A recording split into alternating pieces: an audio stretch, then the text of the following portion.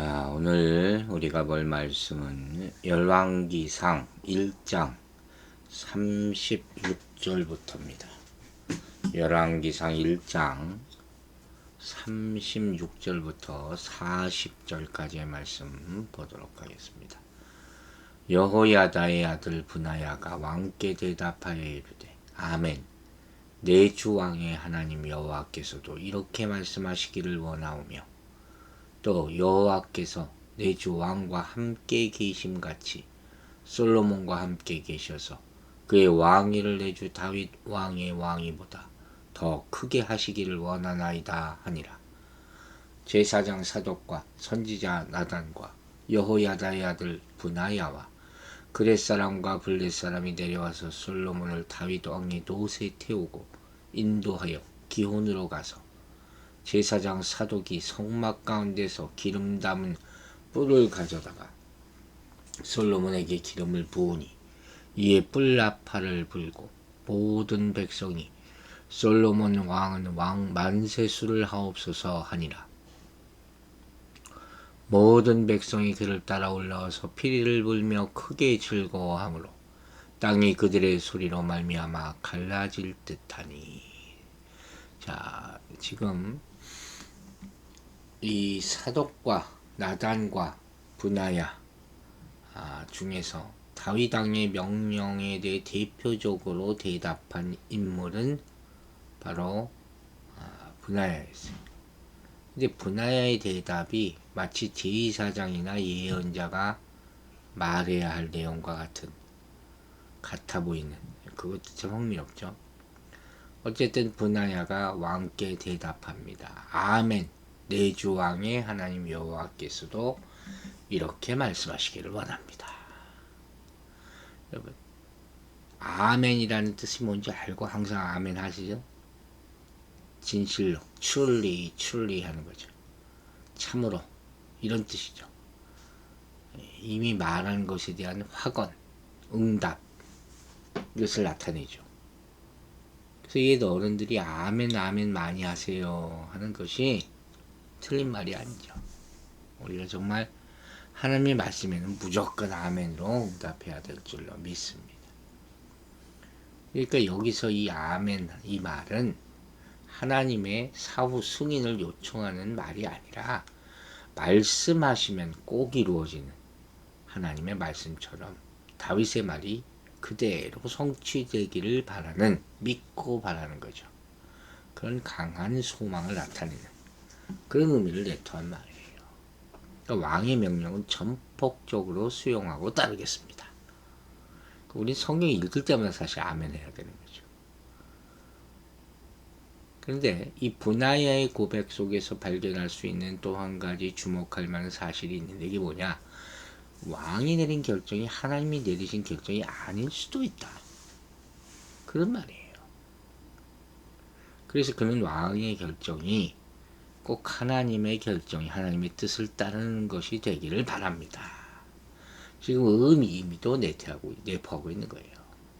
여러분, 우리가 오늘 이 본문 가운데 읽어나가면서 꼭 명심해야 될 사실이 있어요. 바로 인간의 선택이라 결정은 하나님에 의해 이미 결정된 것이 아니라는 거예요.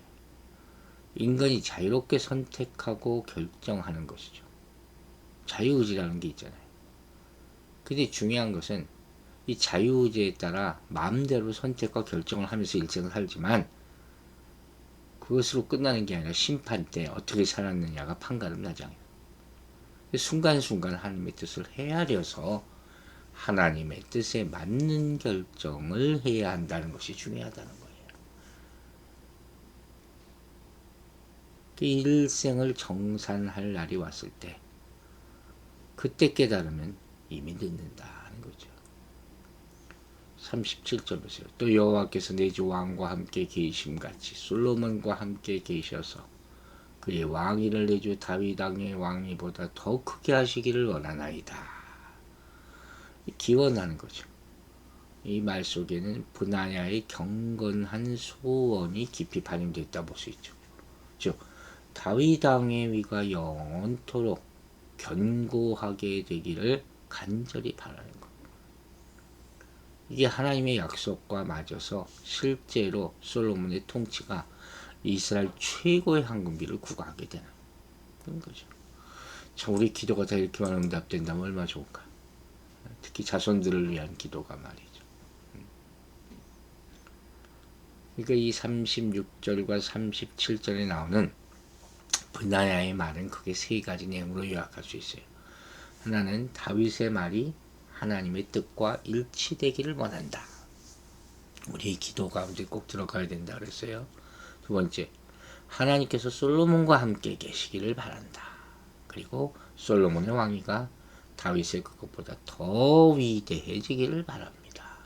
그죠? 이 세 가지 소원은 아첨이 아니죠. 모두 하나님 중심주의에 바탕을 둔 경건한 소원이에요. 그거 무관이지만 군인이지만 그러나 신앙심만큼은 매우 투철하다. 그래야지 전쟁이 이기는 거예요, 사실. 이렇게 분하야는 하나님이 솔로몬과 함께 해주셔서 솔로몬의 왕위가 굳건해지기를 기도하고 있는 거예요. 이스라엘에 대한 하나님의 뜻을 구하면서 새 지도자의 통치가 더욱 번영하기를 소망한 것이죠. 그리고 그러기 위해서는 반드시 하나님이 함께 하셔야 되는 것을 알고 있었던 것입니다. 여러분, 우리도 분하야처럼 기도해야 돼요. 특히 나라를 위해서 여러분 기도하십니까? 하나님이 세우시는 지도자를 위해서 축복하고 꼭 기도하시기 바랍니다. 또 그 지도자는 하나님 나라를 위해서 충성하는 사람이어야 한다는 것이죠. 이 참 지도자로 쓰임받기 위해서는 예수 그리스도를 끝까지 따르는 충성심이 필요하다는 거예요. 예수님이야말로 글자 그대로 죽기까지 충성하신 분 아닙니까? 우리는 예수를 따르는 제자로서 어떤 대가를 치르더라도 악을 도모하는 자와 결탁하지로 않기로 결심해야 된다는 거예요. 여러분, 예수님의 말씀대로 순종하는 자 앞에서는 아무리 강한 원수라도 곧 무너지고 말 것을 믿으세요. 우리가 하나님 나라의 백성으로서 왕이신 예수님께 순종할 때 우리는 우리뿐만 아니라 우리 자손들까지 번성하게 될 줄 믿습니다. 자, 이제 38절 봅시다. 제사장 사독과 선지자 나단과 여호야다의 아들 브나야와 그렛 사람과 블렛 사람이 내려가서 솔로몬을 다윗 왕의 노새에 태우고 인도하여 기혼으로 갔다 그랬어요. 여기 그렛 사람, 블렛 사람 또 나오죠. 이들의 명칭이 어디서 유래됐는지 앞에서 우리 본 바가 있는지 여러분 기억하세요? 어떤 사람은 그렛을 그레데섬, 우리 바울의 전도 여행에 나오는 그런 섬이잖아요. 그렇게 보는 해석이 있어요. 그리고 블렛 사람이 블레셋 사람이 유래하였다는 이 갑돌이 바로 이곳과 일치하는 것으로 보는 것이죠. 따라서 그렛 사람들은 대부분 이방인들인 블레셋 사람들일 것으로 보는 것이죠. 또 하나는 이 그렛과 블렛의 어근이 각각 자르다와 신속하다라는 의미일 것으로 보고 이들이 사형 집행인과 전령일 것이라 이렇게 보는 해석도 있어요. 어느 쪽으로 해석하는 사람들이죠. 한편 이들의 직무가 무엇인지에 대해서는 대부분 일치합니다. 즉 이들은 외국인 용병들이라고 했잖아요. 왕의 친입이다. 참 특별한 그런 사람들이었죠. 그 다윗의 친위 부대가 이방인들로 이루어진다. 참 그런 다윗을 죽기까지 싸우는 사람 아닙니까? 이게 중요한 거겠죠. 누구로 구성됐다가 아니라 그들이 누군가 무엇을 했느냐, 얼마나 충성됐느냐, 이게 중요한 게 아니겠습니까? 39절 보세요. 제사장 사독이 성막 가운데서 기름 담은 뿔을 가져다가 솔로몬에게 기름을 부으니 이에 뿔 나팔을 불고 모든 백성이 솔로몬 왕은 만세수를 하옵소서 하니라. 이게 중요한 단어가 하나 나오죠. 바로 기름뿔이라는 거예요. 이 기름뿔은 뭐냐면 글자 그대로 horn of oil이에요. 불로 만들어진 기름을 담는 뿔 그릇을 말하는 거죠. 이걸 갖다 부었다. 기름을 붓는 거 누구한테 한다 그랬어요? 제사장, 선지자, 왕. 이 세 사람이 기름 부음을 받는다는 거잖아요.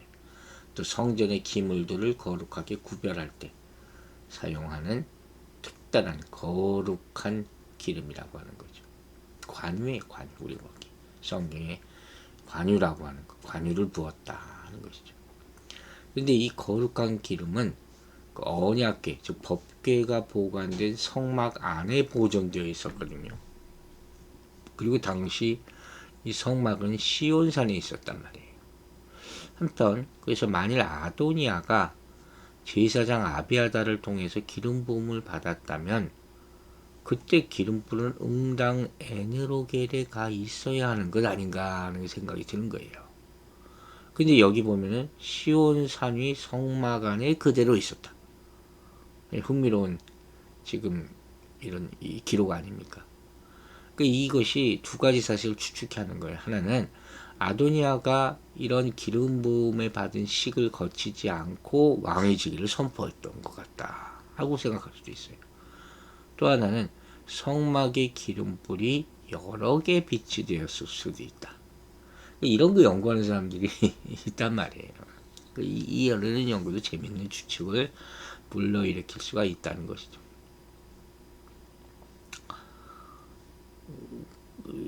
이중 두 번째 견해가 더 타당하다고들 많이 생각하는데, 여기 보면 솔로몬의 정통성을 강조하기 위해서 아도니아의 이 기름 부음 행사를 생략한 것으로 볼 수 있고, 비록 사독이 기본 산당에서 제사장으로 임명받았지만 그의 신분상 시온 성막의 출입도 자유로웠을 것이기 때문에 당시 다윗의 명을 쫓아 시온 성막에 비치되어 있었던 여러 개의 기름불 중 하나를 취해서 솔로몬의 도유식을 기름 부음은 그 예식을 거행했던 것으로 볼 수 있다는 것이죠. 유대 전승에 따르면 이 기름불은 바벨론 포로 전까지 잘 보존되어 있다고 전해지고 있습니다. 그때 뭐 다 없어진 거죠, 사실. 그래서 솔로몬에게 기름을 부었다는 거예요.